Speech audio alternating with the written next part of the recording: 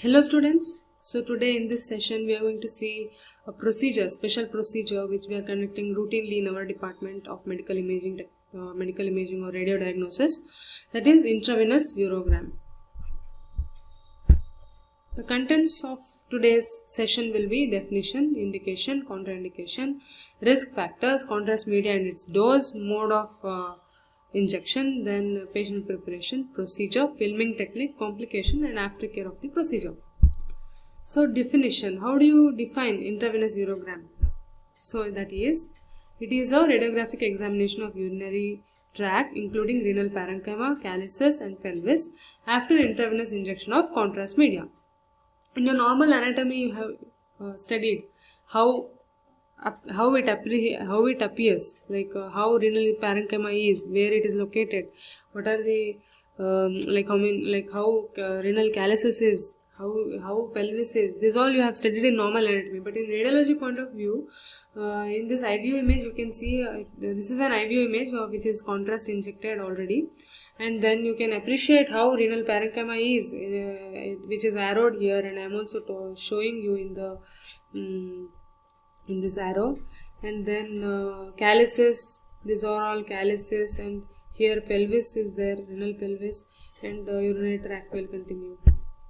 And indication, there are some indication which is specifically meant to diagnose using this procedure.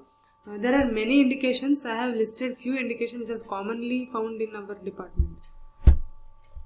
In adults, hematuria is one of the common indication, that is blood in urine. In this A image you can appreciate in the right kidney you can appreciate there is a dark shade even in the pelvic region as well as in the ureter you can appreciate, in the bladder as well. In the B image you can see the zoomed image of the bladder which is having blood, that is the dark area. And then duplicated ureter is also a common indication, which in this image you can appreciate. I'm sorry for the interruption. In this image you can appreciate in the left kidney you can appreciate there is a double appearance of the ureter. So that is one of the indication. And then renal pelvic calculus. Renal calculus is one of the common indication, but renal pelvic calculus is also an indication that in the pelvis region of the renal system there will be accumulation of calculus. And then obstructive uropathy. In the right kidney you can see it has been contrast injected, and the contrast is not continuing its flow from the pelvic region. It has been accumulated there.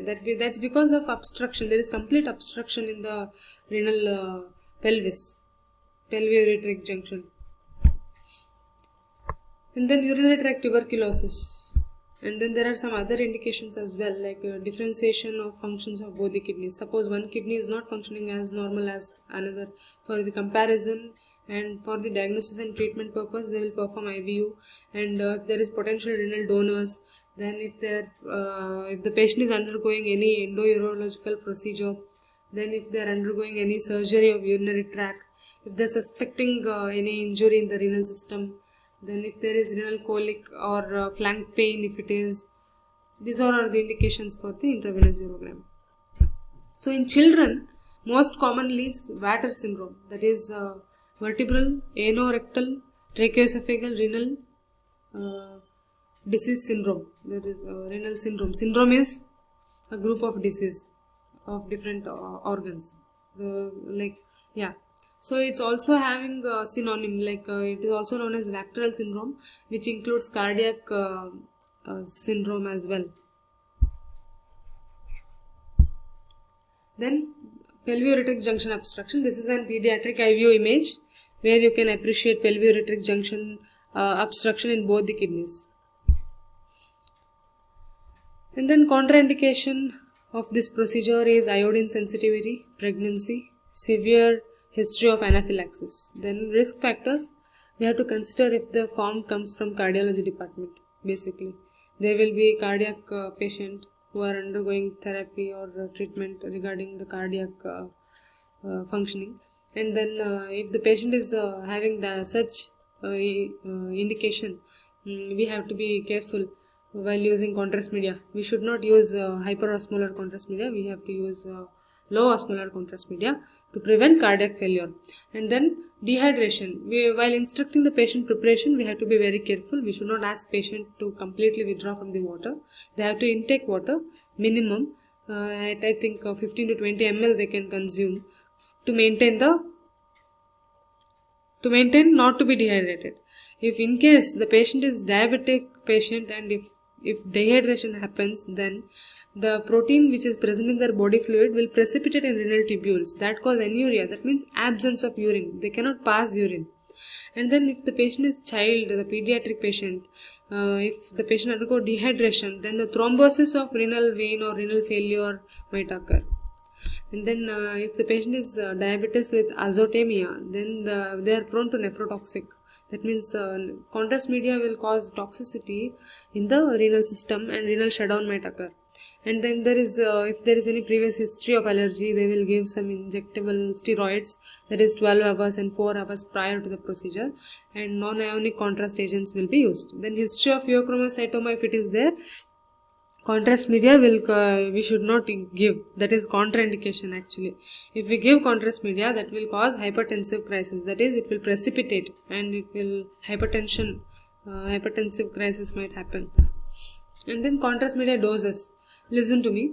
See, in adults, basically we give 80 ml contrast. In pediatric, we will measure the weight of the pediatric patient and we will multiply it into 2 and we will measure the dose for the contrast media.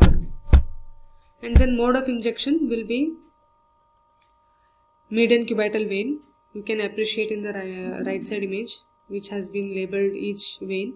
Median cubital vein is the vein which we are injecting the contrast. And then patient preparation.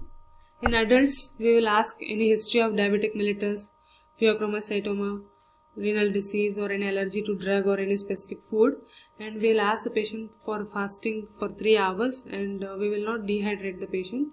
And some bowel preparation is required, that is low residue diet they have to follow. Bowel wash is required. Laxatives will be given to clean the stools and some fecal matter from the intestine and rectum for the diagnosis purpose. Then bowel gas also should not be present. So low residue diet and the bowel wash is compulsory, and laxatives will be given to remove the stool or fecal matter. Initially, before introducing the tablets, they were using Castrol. As it's having lethargic effect, they have replaced it with tablets. In children, there is no specific preparation. They have to nil per oral, they have to be for 3 to 4 hours prior to the procedure. Then sometimes if the patient is above 2-year-old, then the barium enemas, cleansing enemas will be done, bowel wash will be given, sometimes laxatives will be given, because our intention is colon should be empty for IVU. And then equipments required will be, we need an contrast media, that is Omnipac, and injection, that is syringe, and butterfly needle is required, and then cassettes, 14-17 cassette and 12 cassette is required, X-ray unit is required. We can perform this IVU procedure in fluoroscopy unit as well, but most commonly we will proceed with IVU in X-ray unit only. And then procedure, how we are going to perform, that is patient will be in the supine position with a immobilization device, that is a pillow or any support for the pelvis to prevent from the lordotic curvature, and arms will be above the head, that is beside above the head, and breathing instruction will be given. Positioning will be made same as in your first year radiography, medical imaging, clinical practice. You have practiced X-ray, how to perform abdomen X-ray, KUB, the same positioning we will follow here. Then technical factors will be KVP 65, MS 40, breathing instruction, patient should follow properly. Then scout we will take, you know why we will take scout. We will take scout first of all to see bowel preparation in this procedure. And then the main like it depends on procedure to procedure, why we'll take scout. For this procedure we will basically take scout for the bowel preparation and normal anatomical visualization if there is any anomaly or something, and fecal matter if it is present or not, and any air present in diaphragmatic region, in case if it is peptic ulcer or something. These are all the reason for the obtaining scout image. Then 1 minute X-ray film we are going to obtain to appreciate renal calyces, parenchyma. Then in 5 minutes we can appreciate renal pelvis, calyces, parenchyma. In 10 minutes we give compression band to visualize the actual size of the kidney. Then in 15 minutes we will make the patient to lie on prone position and we will obtain an image to, as kidney is retroperitoneal region it is presented. So we have to visualize ureter properly. So if the patient is in prone, I think the ureter will be visualized well. Then in 35 minutes, that is full bladder, we should make sure patient is feeling full in the bladder, and we'll obtain 35 minutes film, and then we'll obtain post void film. We'll ask the patient to void, and then we'll take one X-ray of abdomen, and that is the end of the procedure. And why contraindications for the compression band to apply, that is if there is any renal trauma suspecting, and large abdominal mass if there is, and if there is abdominal aneurysm after abdominal surgery also, we should not compression band application. This is the image of scout which we obtained, and this is in this particular case, this was a case study basically. In this particular case 1 minute they didn't perform, they perform directly 5 minutes. And then this is the image of 10 minutes. And this is 15 minutes prone position. This is full bladder image, that is 35 minutes. This is post void. There is some residual of urine, but still it's a post void. And then in children, we basically, the positioning will be same, but only 2 films we'll take, as exposure should be made we should not expose the child much. So only 2 views they will take. That is one will be in supine 2 minutes film and one will be 7 minutes prone. And we will visualize to improve the visualization of the left kidney. They will give some carbonated beverage sometimes to displace the bowel.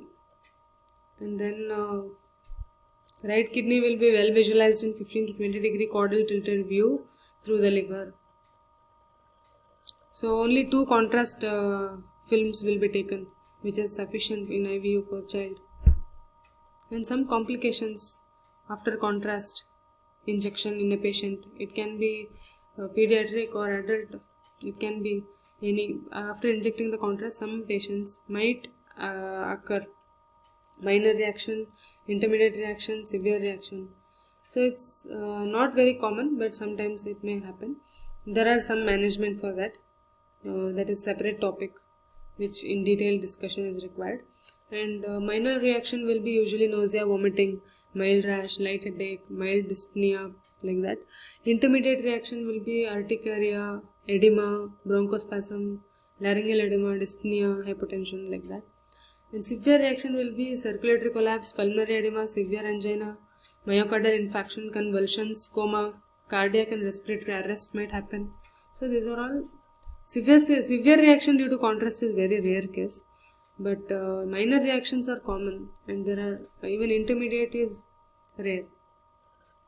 There are management for each of them. And then complication due to technique will be upper arm or shoulder pain might occur, as they have to maintain the position for long duration, for at least 35 to 40 minutes. And then extravasation of contrast might happen after injection of the contrast. And aftercare will be, after the procedure we have to observe for 6 hours if there is any contrast reactions or something, and we have to prevent from the dehydration. And renal function test will be done in case of if the patient is deteriorated, to watch how the renal functions is happening after the procedure. And this is the reference, Dr. Bhushan and Lakkar sir, Radiological Procedure Guideline. Thank you. If you did like my video, please do like, share and subscribe the channel. Channel is Rad Focus. Thank you.